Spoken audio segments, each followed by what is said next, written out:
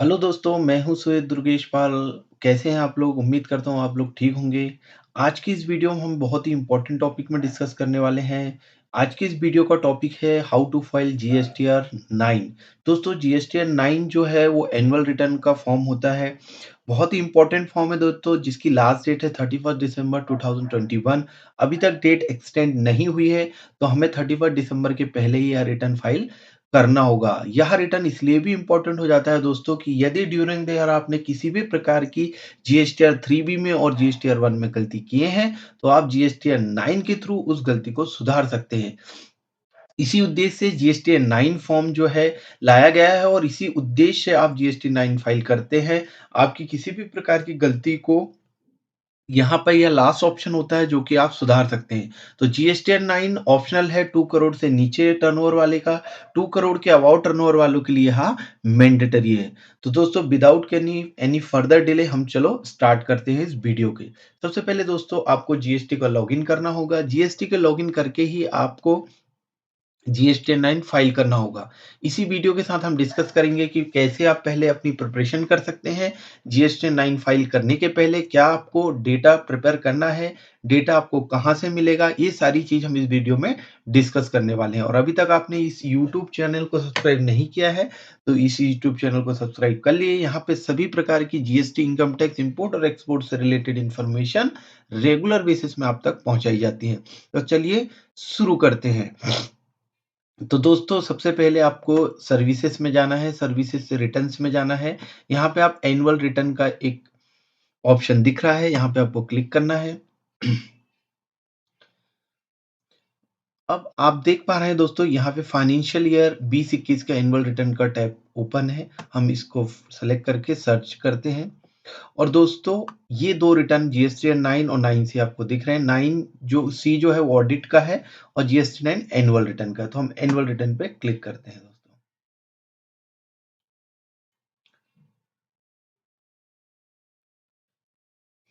दोस्तों ये हमारा जीएसटी 9 ओपन हो गया है। मेरा नील का रिटर्न नहीं है, इसलिए मैं नो करूंगा और इसको आगे बढ़ाऊंगा। जीएसटी के नो पे क्लिक करते हैं क्योंकि हमारा नील का रिटर्न नहीं है। तो आप देखेंगे आपके सामने स्क्रीन पे, कंप्यूटर स्क्रीन में ये फॉर्मेट जीएसटी 9 का सामने आ जाएगा। तो दोस्तों ओवरलुक हम कर लेते हैं। यह है GST 9 annual return for normal tax payer. आपकी बेसिक डिटेल ऊपर होती है, कुछ इंस्ट्रक्शन आपको यहाँ पे दिए गए हैं, आप पढ़ सकते हैं। मैं आपको बताता हूँ कि जीएसटी 9 के लिए आपके लिए क्या इंपॉर्टेंट है, कौन सा टेबल जो है किस चीज का है, यह सारी चीजें मैं आपको बताने वाला हूं। तो दोस्तों आप कॉपी पेन लेके नोट करना चालू कर दीजिए, क्योंकि कुछ इंपॉर्टेंट चीज है जो आपको नोट करना होगा। उससे पहले मैं आपको ओवरव्यू बता देता हूं। पहला जो है download GST 9 system computed summary. GST 9 की सिस्टम ने जो कंप्यूट किया वो समरी आप यहाँ से पीडीएफ में डाउनलोड करके चेक कर सकते हैं, जो ऑटो पॉपुलेटेड फिगर है। दूसरा डाउनलोड जीएसटी 1। आपने year two year, month two month जो जीएसटीआर 1 क्वार्टरली या मंथली फाइल किए हैं, आईएफएफ फाइल किए, उसकी समरी आपको यहाँ पे मिल जाती है। ये भी आप डाउनलोड करके रख लीजिए, क्योंकि ये भी आपको काम आने वाला है। दोस्तों डाउनलोड जीएसटीआर 3B समरी, मतलब जो 3B ईयरली आपने जो 3B monthly, month wise month जो 3B फाइल किया हुआ है, उसका मंथ वाइज समरी आपको इस पीडीएफ से मिल जाएगी। और दोस्तों ये है डाउनलोड टेबल नंबर 8। जो टेबल नंबर 8 है वो भी आपको प्रीफिल यहाँ पे मिल जाएगा। तो दोस्तों जो डाउनलोड टेबल 8 डॉक्यूमेंट डिटेल है, ये बहुत ही इंपॉर्टेंट टेबल है जीएसटी 9 के एंगल से।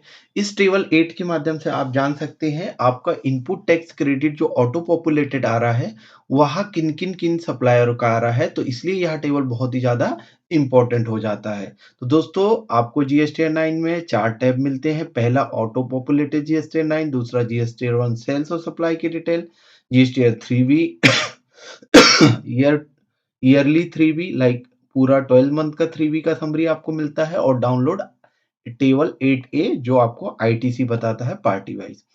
तो दोस्तों अब आप टेबल और आप पेन और कॉपी ले लीजिए। मैं आपको कुछ इंपॉर्टेंट टेबल बता रहा हूँ, कुछ ऑप्शनल है जो टेबल आपके जीएसटी 9 में है, और कुछ टेबल जो है सेल्स को बिलोंगिंग्स देते हैं, कुछ होता है जो परचेज और इनपुट के होते हैं। दोस्तों आप नोट करिए, टेबल नंबर जो आपका 15 है, 16, 17 और 18 है, यह टेबल आपके ऑप्शनल है, यहाँ मैंडेटरी नहीं है। Table number 15 particular of demand और refund, table number 16 supply receive from composition tax payer demand supply for job work and goods send on approval basis. और 17 नंबर का HSN wise summary of output supply, number of records.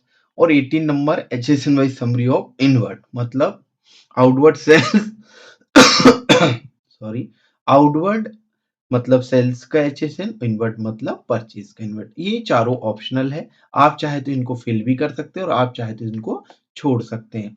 अब चलते हैं next table number दोस्तों 5, table number 4, table number 4, table number 5, table number अपना 9 और table number 10, 11 और 12।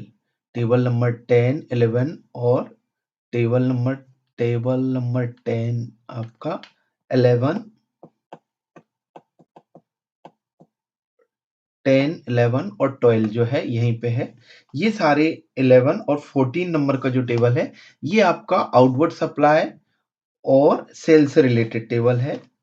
और बाकी जो अपने टेबल बच जाते हैं दोस्तों, टेबल नंबर 6, टेबल नंबर 7 और टेबल नंबर 8, 12 और 13। ये टेबल आपके इनपुट टैक्स क्रेडिट से रिलेटेड है, मतलब ये सारे टेबल आपके इनपुट या परचेज से रिलेटेड। चलिए एक एक टेबल के बारे में हम डिटेल डिस्कशन करते हैं। तो सबसे पहले दोस्तों अपन चलते हैं टेबल नंबर 4 पे। टेबल नंबर 4 क्या बोलता है अपने को? डिटेल ऑफ एडवांसेस, जो एडवांस आपको अगेंस्ट द सप्लाई मिला है वो, इनवर्ट और outward supply made during the financial year on which tax is payable. मतलब टेबल नंबर 4 आपके टैक्सेबल सप्लाई के बारे में बात करता है, मतलब आपके टैक्सेबल B2B सेल के बारे में बात करता है और B2C करता है जिसमें आपका टैक्सेबल है। यहाँ पे वो एग्जेम्प्टेड नील रेटेड सप्लाई की बात नहीं करता है। अब दोस्तों आपके मन में एक क्वेश्चन होगा कि यहाँ पे जब आप सेल्स की बात कर रहे हो तो इनवर्ड वर्ड क्यों आया? तो इनवर्ड वर्ड क्यों आया वो भी मैं आपको इसी टैब को क्लिक करके अभी बताता हूँ कि इनवर्ड मतलब तो होता है परचेज, आउटवर्ड मतलब होता है सेल। तो इनवर्ड क्यों आया? तो इनवर्ड इसलिए आया दोस्तों, मैं बता रहा हूँ, इसके अंदर जाके आपको बताता हूँ। सबसे पहले वो इनवर्ड का मैं कॉन्सेप्ट आपको क्लियर करता हूँ। जो इनवर्ड आपको आया ना है वो टेबल 4 के जी पॉइंट की वजह से आया है।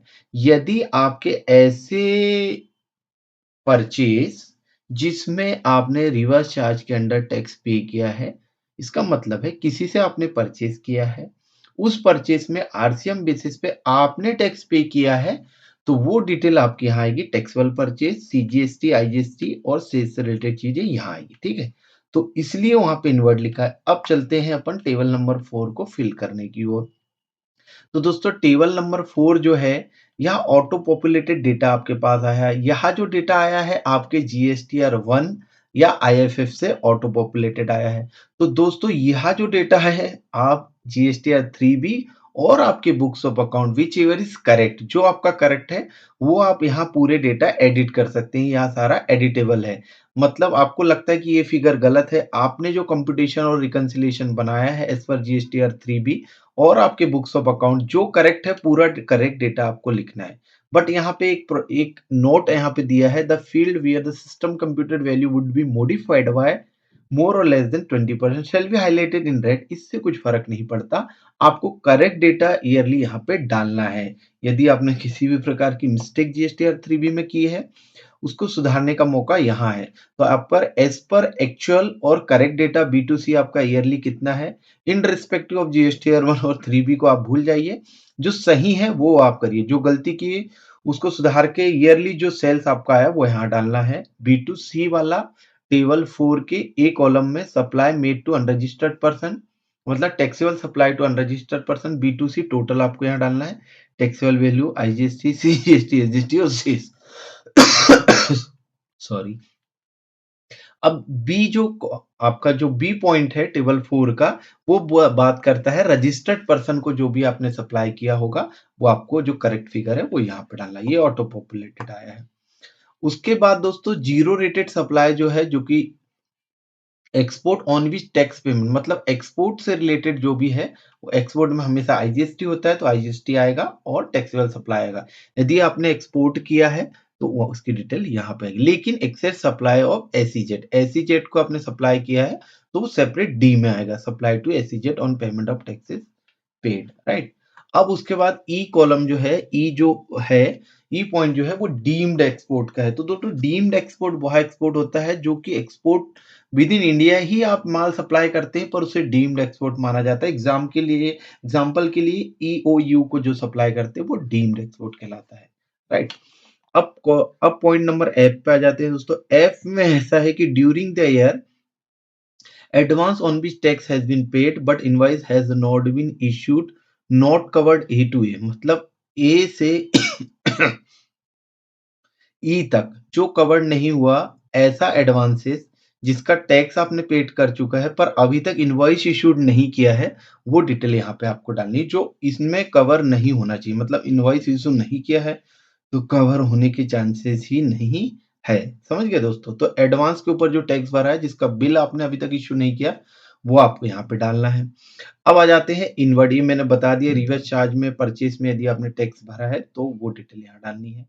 अब एच जो कॉलम है ए टू जी का सब टोटल आपको यहाँ पे दिखेगा। आगे बढ़ते हैं। तो आगे बढ़ने से पहले मैं एक इंपॉर्टेंट चीज आपको बता देता हूँ।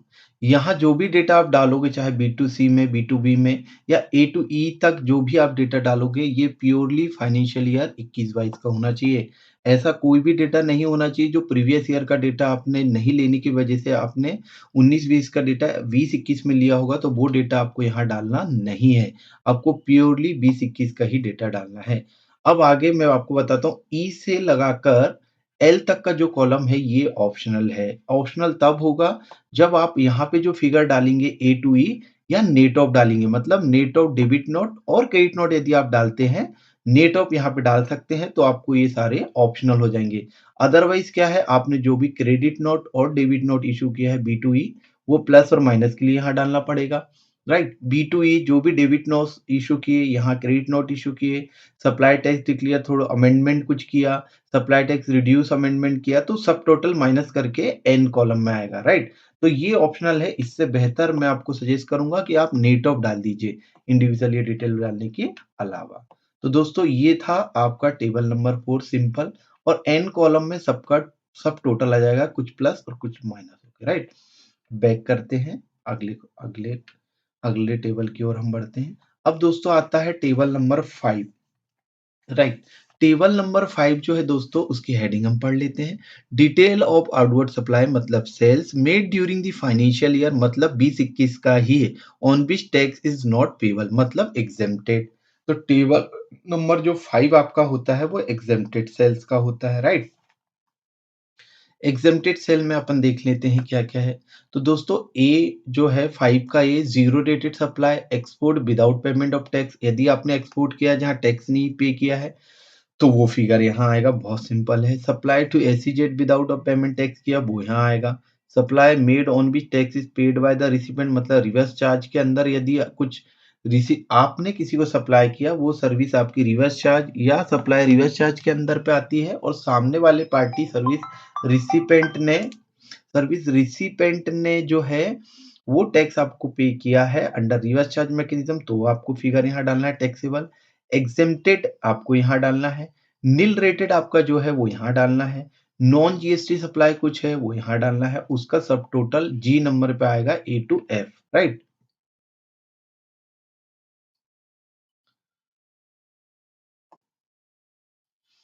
अब दोस्तों ये एच जो कॉलम है, debit note, credit note, supply declare through amendment और सप्लाई रिड्यूस थ्रू अमेंडमेंट, ये ऑप्शनल है। आप इसी सबको नेट ऑफ यहाँ डाल दीजिए, मतलब डेबिट नोट, क्रेडिट नोट, कुछ अमेंडमेंट किया होगा, प्लस माइनस हुआ, उसका सबका नेट आप यहाँ डालिए, इंस्टेंट ऑफ दैट कि आप ये debit note, credit note, supply amendment और सप्लाई रिड्यूस को यूज करें। इन सबका सब टोटल यहाँ पे आ जाने वाला है दोस्तों। Turnover on which tax is not paid, G L L ये टोटल आता है, ये सब टोटल ऑटोमेटिक आएगा। दोस्तों एक और चीज है, इन सबको आपको फिल नहीं करना तो सारा फिगर आप एग्जेम्प्टेड में भी डाल सकते हैं, क्योंकि टैक्स तो लगा नहीं, सारा एग्जेम्प्ट ही है, बट बेटर होगा कि आप स्पेसिफिक डालें। चलिए बढ़ते हैं नेक्स्ट टेबल की ओर। तो अभी हमने देखा सेल्स का टेबल नंबर 4 हमने देख लिया, B to B supply, B to C supply, total tax होता है, टोटल नंबर 5 देख लिया हमने, टेबल नंबर 5 एग्जेम्प्टेड से रिलेटेड। अब चलते हैं टेबल नंबर 9 जो कि है टैक्स पेबल का, जो कि काफी इंपॉर्टेंट है। ये आ गए हम टेबल नंबर 9 पे। मैंने आपको लिखाया है कि सेल से रिलेटेड जो टेबल है आपके टेबल नंबर 4, 5, 9, 10, 11 और 14। इनपुट टैक्स क्रेडिट और परचेज से रिलेटेड टेबल है 6, 7, 8, 12, 13 और ऑप्शनल टेबल है 15, 16, 17 और 18। राइट, तो चलिए बढ़ते हैं आगे। तो दोस्तों टेबल नंबर जो 9 है वो टैक्स पेबल के बारे में है। हेडिंग में आपको बता देता हूँ क्या है। Detail of tax paid as declare in return file during the financial year. मतलब फाइनेंशियल ईयर 20-21 में आपने जो 3V फाइल किया है उसमें आपने कितना टैक्स पे किया है वो डिटेल यहाँ पे आपको मिलेगी। बट दोस्तों आप देख रहे हैं कैश के थ्रू कितना पेड किया है, आईटीसी कितना अवेल किया, वो डिटेल यहाँ पे है। ये नॉन एडिटेबल है। एडिटेबल सिर्फ टैक्स पेबल वाली डिटेल है, क्योंकि जो भी चेंजेस आएंगे दोस्तों टैक्स पेबल में आएंगे, ये आप चेंज नहीं कर सकते। तो ये टेबल काफी इंपॉर्टेंट है। यदि किसी भी प्रकार की गलतियां आपको पता चल गई है जीएसटीआर 1 में, 3B में, या बुक्स के हिसाब से आप डेटा ले रहे हैं जिसमें डिफरेंसेस है, तो आप एक्चुअल जो आपका टैक्स पेबल है होल ऑफ द ईयर वो आपको यहाँ पे लिखना है। इस हिसाब का आपका जीएसटीआर 9 में टैक्स पेबल आ सकता है। तो सिंपल है दोस्तों, यहाँ पे आपको आईजीएसटी कितना था, CGST, SGST, interest, tax payable, ये सारी डिटेल आपको यहाँ पे चेंज कर सकते हैं। इन केस कोई गलती हुई है और ये डेटा में चेंजेस हैं तो आपको बिंदास यहाँ पे पूरा आप चेंज कर सकते हैं। पर ये जो है पेड वाला ऑप्शन है ये आप चेंज नहीं कर सकते। तो सिंपल ये है कि ड्यूरिंग द ईयर 21-22 में कितना टैक्स पेबल था और आपने किस-किस माध्यम से उसको यूज़ किया है। यदि ये बट ऑब्वियस ये बढ़ता है तो आपको टैक्स पेबल आ जाएगा। तो ये काफ़ी इम्पोर्टेंट है दोस्तों जीएसटी 9 के लिहाज से। तो चलिए ये आपने समझ लिए। अब हम नेक्स्ट टेबल जो आपका सेल्स का है दोस्तों, वो है टेबल नंबर 10। तो टेबल नंबर जो 10 है ना दोस्तों, ये काफ़ी इम्पोर्टेंट टेबल है। क्यों इम्पोर्टेंट है दोस्तों? क्योंकि टेबल नंबर 10 में फाइनेंशियल ईयर 20-21 का जो डेटा है, जो डेटा 20-21 में आपने गलती किया है, आपको 20-21 के बाद पता चला है, उस डेटा को आपने सितंबर 2021 के पहले फाइनेंशियल ईयर 20-21 का डेटा आपने फाइनेंशियल ईयर 21-22 में सितंबर तक लिया है, वो डिटेल आपको यहाँ पे डालनी है। तो ये जीएसटी 9 के लिहाज से काफी इंपॉर्टेंट वाला टेबल है। तो चलिए इसको समझते हैं। तो दोस्तों ये टेबल का हेडिंग हम पढ़ते हैं। Particular of transaction for the financial year मतलब 20-21 declare in return of the next financial year मतलब 21-22। मतलब कोई भी सप्लाई या सेल्स जिसमें आपने अमेंडमेंट के थ्रू या डेबिट नोट या क्रेडिट नोट के थ्रू या डायरेक्ट आपने डाला है, जो कि रिलेट करता था फाइनेंशियल ईयर 20-21 को, पर आपने को पता बाद में चला आपने उसको 21-22 में लिया है, तो उसकी value taxable value IGST, CGST, SGST और शेष आपको यहाँ लिखना है। सिमिलरली आप क्रेडिट नोट, डेबिट नोट से रिलेटेड, यहाँ क्रेडिट नोट, यहाँ डेबिट नोट। यदि reversal of ITC avail during the previous financial year, मतलब कोई आईटीसी आपने गलत क्लेम कर लिया था और आपने नेक्स्ट फाइनेंशियल ईयर उसमें रिवर्स किया है तो वो आपको यहाँ डालना है। ITC avail for the previous financial year, मतलब ऐसा आईटीसी जो प्रीवियस फाइनेंशियल ईयर का था, जो आपने अवेल किया है इस फाइनेंशियल ईयर में, तो उसको आपको यहाँ डालना है। तो आपका टोटल टर्नओवर ये प्लस माइनस होके यहाँ पे आ जाएगा। समझ गए दोस्तों आप? तो चलिए अब चलते हैं नेक्स्ट वाले टेबल पे। अभी अपना टेबल नंबर 4, 5 और 9 हो चुका है और 10 भी हो चुका है, राइट। टेबल नंबर हमने 4 कंप्लीट किया, 5 कंप्लीट किया। अब हमने टेबल नंबर 9 भी कंप्लीट कर लिया है और टेबल नंबर 10, 11, 12 और 13 भी हमने क्लियर कर लिया, राइट। अब हमारा आता है टेबल नंबर 14। टेबल नंबर 14 क्या बोलते हैं? Differential tax paid on account of declaration in table number 10 और 11। इसका मतलब है जो आपने टेबल नंबर 10, 11 में जो एक्सेस सेल्स और सेल्स जो दिखाया है ना, जो 20-21 का आपने 21-22 में दिखाया है, उसका डिफरेंशियल टैक्स तो पे करना पड़ेगा ना आपको। मतलब ये है कि आपने कुछ एक्स्ट्रा सेल आपने 20-21 का 21-22 में दिखाया है, तो उसमें जो टैक्स पेबल आ रहा है वो तो आपको पे करना होगा। तो simply table number 14 differential tax paid का है। मतलब आपका आईजीएसटी का कितना था, सीजीएसटी का कितना था। फॉर एग्जांपल मैंने 1 लाख का 20-21 का सेल्स अप्रैल में दिखाया था, तो 1 लाख के ऊपर जो टैक्स पेबल आएगा वो आपको मैन्युअली लिखना है और पेड कितना किया वो भी मैन्युअली लिखना है। यहाँ ऑटोफिल नहीं आता है। तो दोस्तों ये आपको बहुत ही इंपॉर्टेंट है, ध्यान रखना होगा। अधिकतर लोग क्या करते हैं, जीएसटी की वर्किंग करते समय इन चीज़ों को ध्यान नहीं रखते हैं, बट आपको वेरी केयरफुली ईयर एंड होते ही आपको मार्च पे ही रिकंसिलिएशन कर रखना है, सो दैट कि आप अप्रैल में सारी चीज़ें जीएसटीआर 9 के हिसाब से बना के रख लें। नहीं तो एक बार टाइम गया तो दोस्तों कोई भी इस रिकंसिलिएशन को बनाने में बहुत तकलीफ में चले जाएगा। तो दोस्तों यहाँ पे अपना सेल्स वाला पार्ट कंप्लीट होता है, जो कि स्टार्ट होता है टेबल नंबर 4, 5, 9, 10, 11, 12, 13 और 14 से। दोस्तों ये हो गया अपने सेल्स रिलेटेड टेबल हो गए दोस्तों। और 15, 16, 17, 18 इज अ ऑप्शनल टेबल। जो टेबल नंबर 17 है वो आउटवर्ड का है और टेबल नंबर 18 जो इनवर्ट का है, एचएसएन से रिलेटेड है। सॉरी। अब अपन चलते हैं दोस्तों टेबल नंबर 6, 7, 8। ये जो टेबल है दोस्तों, ये सारे table ITC input tax credit से रिलेटेड है। चलते हैं दोस्तों पहले टेबल नंबर 6 पे। हेडिंग पढ़ते हैं टेबल नंबर 6 की क्या हेडिंग है। दोस्तों टेबल नंबर जो आपका 6 है वो काफी इंपॉर्टेंट टेबल है। इस टेबल में बोला गया है detail of ITC avail during the financial year. इसका मतलब सिंपल ये है दोस्तों कि फाइनेंशियल ईयर 2021 में आपने अपने जीएसटीआर 3B में कितना क्रेडिट अवेल किया है, जो आपने खुद ने डाला है, राइट। ये ऑटो पॉपुलेटेड आता है। ये कहाँ से आता है दोस्तों? Total amount of input tax credit avail through from 3B sum of total table 4 of GSTR 3B। जो मंथली आप जीएसटीआर 3B फाइल करते हैं उसमें जो आईटीसी का टेबल है, जहाँ पे हम डालते हैं ITC, all other ITC, input ITC, service का आईटीसी, ये हर महीने जो आईटीसी डालते हैं उसका कंसोलिडेटेड अमाउंट यहाँ पे आया हुआ है। अब दूसरा जो बी नंबर का कॉलम है दोस्तों, inward supply other than import, inward supply liable to reverse charge but include service reverse charge from SEZ. मतलब inward supply other than import और आरसीएम का जो भी इनपुट आपका ड्यूरिंग दी फाइनेंशियल ईयर है एज पर बुक्स या as per actual जो आपको लगता है, वो आपको यहाँ पे बाइफरगेट करके डालना है। इनपुट का कितना, कैपिटल का कितना, सर्विस का। मतलब ये वाला जो फिगर है, यदि ये करेक्ट है या इसमें कुछ चेंजेस है, आपका एक्चुअल फिगर कुछ और है, तो वो बाइफरगेट आपको करके यहाँ पे डालना है। लास्ट ईयर ये मैंडेटरी नहीं था, पर इस साल आपको इसको बाइफरगेशन करके देना होगा।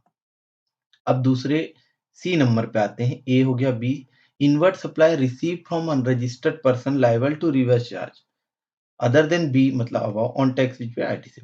मतलब इनवर्ट सप्लाई मतलब ऐसे परचेज जिनमें आपने आरसीएम के अंदर टैक्स भरा है। Inward supply received from unregistered मतलब आपने किसी से परचेज किया अनरजिस्टर्ड पर्सन से और आरसीएम के अंदर पे किया है, तो इनपुट का कितना, कैपिटल का कितना, सर्विस का कितना, वो आपको बाइफरगेट यहाँ डालना है।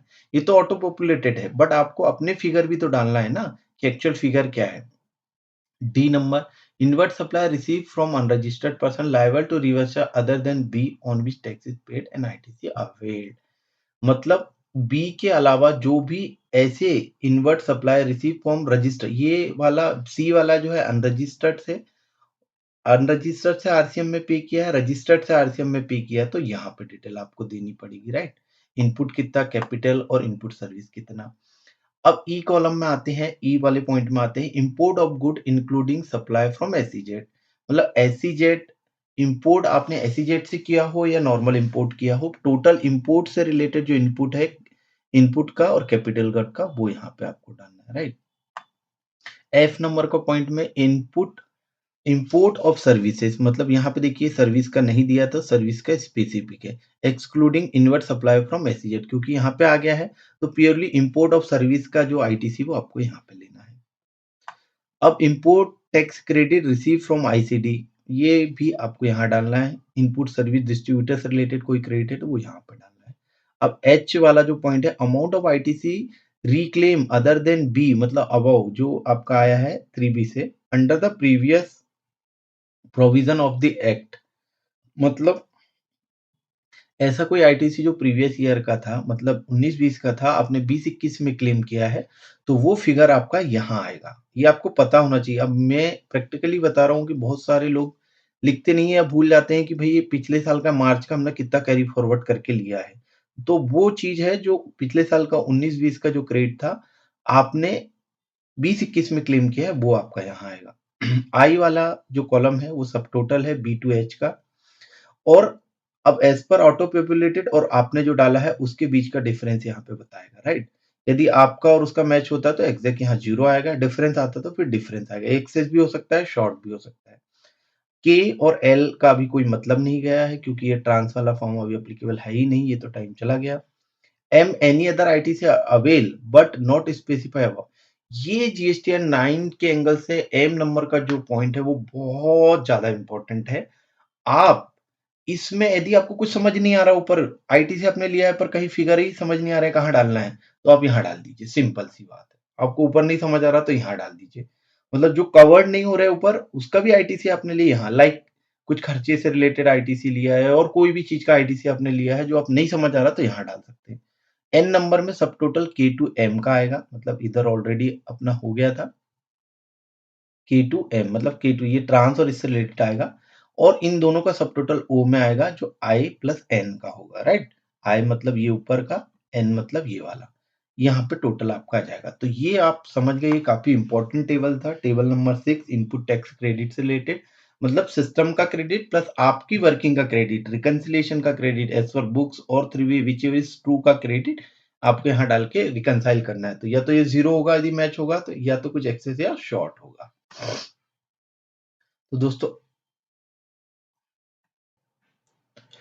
तो दोस्तों यहाँ पे हमारा टेबल नंबर 6 कंप्लीट होता है। अब चलते हैं हम नेक्स्ट टेबल, टेबल नंबर 7 की ओर। तो दोस्तों टेबल नंबर जो 7 है वो काफी इंपॉर्टेंट टेबल है। उसकी हेडिंग पढ़ के मैं बताता हूँ क्या टेबल है।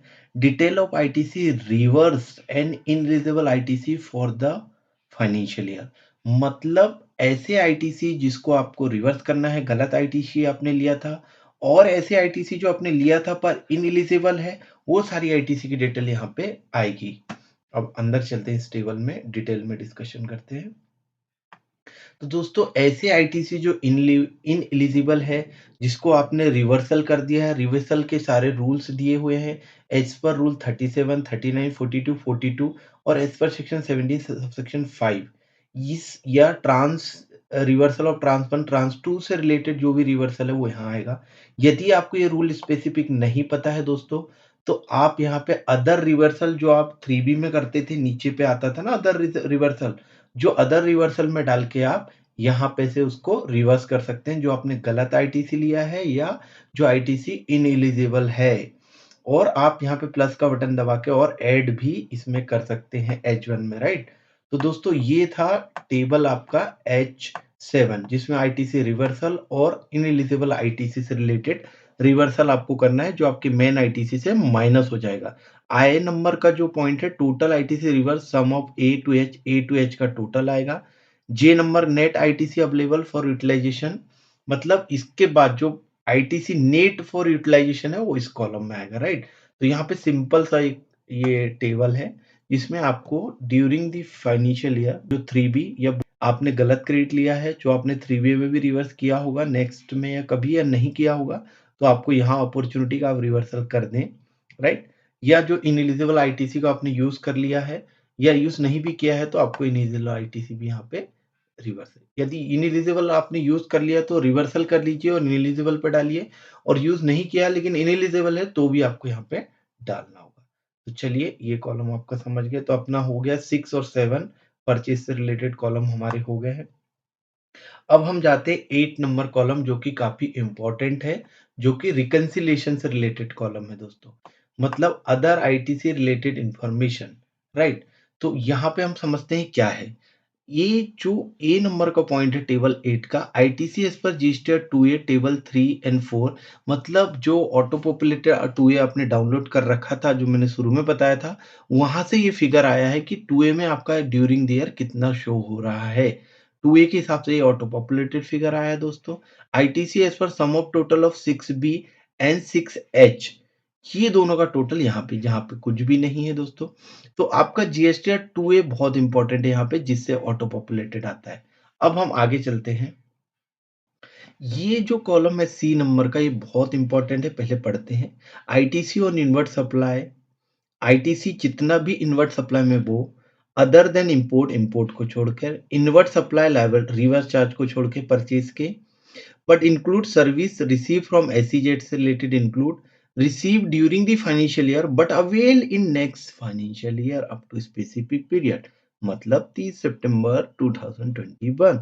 इसका सिंपल सा मतलब है, ऐसे आईटीसी जो 20-21 को बिलोंगिंग्स थे, 20-21 को अवेल करना था, गलती हो गई नहीं अवेल कर पाए क्योंकि हमारे सप्लायर में बिल्स नहीं दिखाया था 2ए में, या 2ए में बिल नहीं दिख रहा था, इस वजह से हमने क्रेडिट नहीं लिया था, लेकिन हमने अप टू सितंबर वो क्रेडिट ले लिया है, तो उस क्रेडिट को आपको यहाँ पे लिखना है, जो अदर देन आपका क्या होगा, आरसीएम और इम्पोर्ट। अब जो ऑटो पॉपुलेटेड आ रहा है और जो उसका डिफरेंस यहाँ आएगा, यदि एग्जैक्ट यही होगा तो डिफरेंस नहीं आएगा, ठीक है, यहाँ पे डिफरेंस आएगा। ITC avail but not, ITC available but not avail, ऐसे आईटीसी जो अवेलेबल थे पर वाट ने अभी तक अवेल नहीं किया, मतलब सितंबर में भी अवेल नहीं किया, वो आपको यहाँ डालना है। और ऐसे आईटीसी अवेलेबल है पर इलिजिबल ही नहीं है, आप नहीं ले सकते, जैसे आपने मोटर व्हीकल खरीदा पर्सनल यूज के लिए, वो इनएलिजिबल आईटीसी, वो आपको यहाँ डालना है। जी नंबर का column, IGST paid on import of good including supply from SEZ, मतलब इंपोर्ट में जो आपने आईजीएसटी पे किया है उसको यहाँ पे लिखना है आपको। अब एच नंबर का कॉलम क्या है, IGST credit avail on import on good as per 6A and above, मतलब ये यहाँ पे टोटल आएगा, उसका एच और जी और एच का यहाँ पे इसका और इसका यहाँ पे डिफरेंस आएगा, ऊपर इन दोनों का टोटल आ गया, ये आपने ई और एफ कर लिया, ये जो जी और एच जो है, जो इंपोर्ट से रिलेटेड चीजें हैं, इंपोर्ट से रिलेटेड चीजें क्या, एसईजेड से import, IGST paid, IGST credit avail on import, इसमें पेड का है, यहाँ पे कितना क्रेडिट अवेल किया है नेट ऑफ आ जाएगा, ये जी और एच डिफरेंस आ जाएगा। अब आगे चलते हैं, J ITC avail but not, ITC available but not avail on import of good, ये ऑटो, ये जो फिगर आपने डाले उस हिसाब से ऑटो पॉपुलेटेड आएगा। Total ITC to be lapse, मतलब साल में आपने कितना आईटीसी लैप्स हो गए, मतलब सितंबर के बाद का तो लैप्स हो गई, जो आप यहाँ पे डिटेल डालने वाले कहाँ पे था, ये ITC available but not avail. तो सिंपल है, मैं शुरू से समझाता हूँ, ये 2A से आएगा, ए नंबर का पॉइंट 2A से आएगा, ठीक है, ये 6B एंड 6H का जो है वो आएगा, राइट, ये जो मैंने आपको बताया ये कहाँ से आएगा, लास्ट ईयर का है जो सितंबर तक लिया वो आएगा, यहाँ पे डिफरेंस कैलकुलेट होगा, ये जो अवेल नहीं किया वो आएगा, जो इनएलिजिबल था मोटर व्हीकल टाइप की चीजें आएगी, आईजीएसटी इंपोर्ट में जो पेड किया वो आएगा, बाकी ये फिगर कैलकुलेशन प्लस माइनस करके ऑटो पॉपुलेटेड आएंगे। तो अभी हमने कौन सा टेबल नंबर पढ़ा है, टेबल नंबर 8, हमारा टेबल नंबर 6, 7 और 8 हो चुका है। अब हम आगे के टेबल पे जाते हैं, आगे का टेबल हमारा 13 और टेबल नंबर 13 तो हमने पहले ही देख चुका था, फिर से हम 13 देख लेते हैं। तो एक पहले रिव्यू करा देता हूं मैं, हमने 4 देख लिया, 5 देख लिया, 6 देख लिया, 7 देखा, 8 भी देखा और हमने 9 भी देख लिया है, हमने 10, 11 भी देख लिया, 11, 12 भी देख लिया, 14 देखिए 14 भी देख लिया, 15, 16, 17, 18 ऑप्शनल है, ठीक है, 17 तक ऑप्शनल है, 18 तक के ऑप्शनल है अपना। और ये तब आपका ये टैब जब इनेबल होगा, यदि आपका लेट फीस पेबल वगैरह कुछ है तो वो होगा। तो अब हमारा लास्ट जो देखने को बचा है वो 13, तो इसमें हम 13 भी देख, तो ये जो इम्पोर्टेंट है दोस्तों, ये इसलिए इम्पोर्टेंट हो जाता है कि ऐसा कोई सेल्स जो आपने 20-21 को बिलोंग्स करता है पर आपने उसको 21-22 में लिया है, तो उससे रिलेटेड चीज पूरी यहाँ पे आएगी, जो ऑलरेडी मैंने आपको बता चुका हूँ। जो 13 नंबर का पॉइंट है उसके लिए हम यहाँ आए हैं, ITC avail for the previous financial year, मतलब 20-21 का आईटीसी आपने 21-22 में जो लिया है,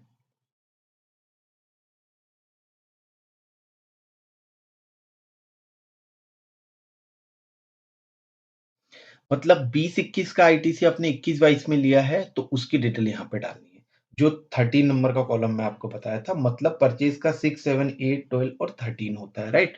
तो ये दोनों आपका 12 और 13 आईटीसी के लिए, 10 और 12 सेल्स के लिए जाता है, मतलब supply, debit note, credit note, जो भी आपने 21-22 का परचेज या सेल्स आपने आगे चढ़ाया है, 21-22 का आईटीसी जो आपने अवेल किया है वो यहाँ पे आएगा, रिवर्सल जो किया है वो आएगा, और जो 21-22 का आईटीसी 21-22 नहीं 20-21 का आईटीसी 21-22 में लिया वो यहाँ आएगा। तो सिंपल मैं आपको बताता हूँ, 20-21 का कोई आईटीसी जो भूला है आपने, वो सितंबर तक आपने ले लिया तो वो यहाँ आएगा, और कोई गलत लिया है उसका रिवर्सल यहाँ आएगा। एडिशनल परचेस और सेल डेबिट नोट और क्रेडिट नोट के थ्रू आपने जो बढ़ाया है परचेस या सेल वो यहाँ आएगा। सिंपल सी बात। तो दोस्तों ये था अपना जीएसटीआर 9 एनुअल रिटर्न फाइलिंग का, जो कि काफ़ी इम्पोर्टेंट है। तो अब एक छोटा-सा समरी आपको बता देता हूँ कि आपको इसको फिल करने के लिए क्या-क्या आपके पास होना चाहिए। सबसे पहले आपके पास डाउनलोडेड जीएसटीआर 1 का टोटल फिगर होना चाहिए, नेट, सीजीएसटी, एसजीएसटी, आईजीएसटी। दूसरा आपके पास वर्किंग होना चाहिए कि 20-21 का कितना परचेस और सेल्स आपने 21-22 में लिया है और किस-किस मंथ लिया है। तीसरा आपके पास जीएसटीआर 3B में कितना सेल्स आपने डाला है और आईटीसी मंथ वाइज़ कितना डाला वो आपको होना चाहिए, ठीक है? तीसरी चीज़ आपके पास होना चाहिए कैपिटल गुड का आईटीसी आपका कितना है वो होना चाहिए। चौथा इनएलिजिबल आईटीसी आपने जो एलिजिबल नहीं है ऐसे आईटीसी की लिस्ट आपको बनानी है और सारे फिगर आपको एक्चुअल डालने हैं as per books of account. आपने जो भी गलती जीएसटीआर 1 और 3B में की है वो हटा के आप बुक्स के हिसाब से डालिए तो आपको डिफरेंस अलग निकल जाएगा। वही डिफरेंस आपका जीएसटी 9 में आना चाहिए। अकॉर्डिंगली आपको जो भी टैक्स पेड और पेबल आएगा, ये आपका आएगा यहाँ पे कंप्यूट टैक्स लायबिलिटी करने के बाद। यदि लेट फीस और पेबल आ रहा होगा तो यहाँ आएगा, अदरवाइज़ नील आएगा। तो आपको कंप्यूट लायबिलिटी करना है, फिर प्रोसीड टू फाइल करना है और इसको ईज़िली फाइल कर सकते हैं। साथ में ही आप इसको ड्राफ्ट भी व्यू कर सकते हैं पीडीएफ में और एक्सेल में भी व्यू कर सकते हैं और आप सारी चीज़ चेक करके फाइल कर सकते हैं। अब इससे रिलेटेड कुछ भी आपको डाउट है, तो आप कमेंट करिए कमेंट बॉक्स में। मैं उसकी रिप्लाई करने की कोशिश करूँगा। Thank you so much for watching this video.